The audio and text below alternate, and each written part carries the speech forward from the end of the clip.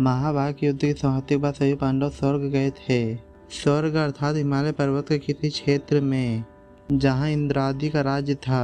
पांचों पांडव अपना राजपाट परीक्षित को सौंपकर जब स्वर्ग की कठिन यात्रा कर रहे थे, तब इस यात्रा में द्रौपदी भी उनके साथ गई थी।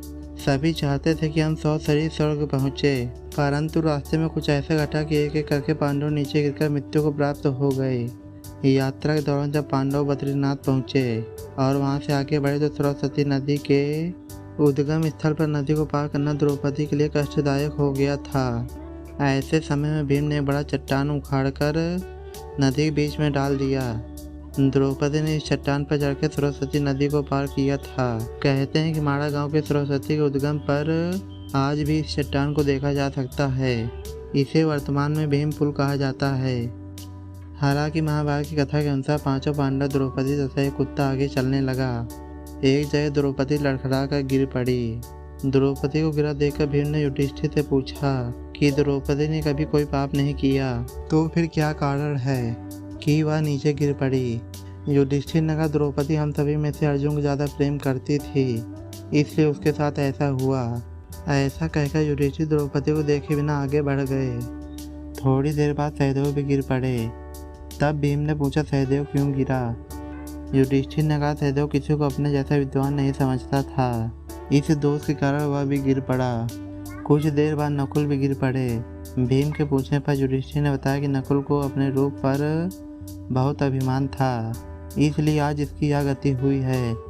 थोड़ी देर बाद अर्जुन भी गिर पड़े। युधिष्ठिर ने भीम से कहा कि अर्जुन को अपने पराक्रम पर अभिमान था। अर्जुन ने कहा था कि मैं एक ही दिन में शत्रुओं का नाश कर दूंगा, लेकिन ऐसा नहीं कर पाए।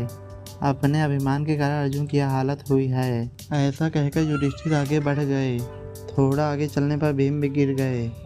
तब भीम ने गिरते वक्त युधिष्ठिर से इसका कारण पूछा, तो उन्होंने बताया कि तुम खाते बहुत थे और अपने बल का झूठा प्रदर्शन करते थे, इसीलिए आज तुम्हें इस भूमि पर गिरना पड़ा।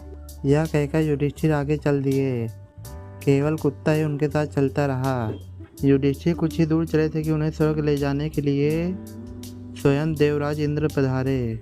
मेरे भाई और द्रौपदी मार्ग में गिर पड़े हैं, वे भी हमारे साथ जाना चाहते हैं, वे भी हमारे साथ चलें, ऐसी व्यवस्था कीजिए। तब इंद्र ने कहा, वह 100 शरीर त्याग कर पहले से ही स्वर्ग पहुंच चुके हैं, लेकिन आप 7 शरीर स्वर्ग में जाएंगे। इंद्र की बात सुनकर युधिष्ठिर ने कहा कि यह कुत्ता भी मेरे साथ जाएगा, लेकिन इंद्र ने ऐसा करने से मना कर दिया।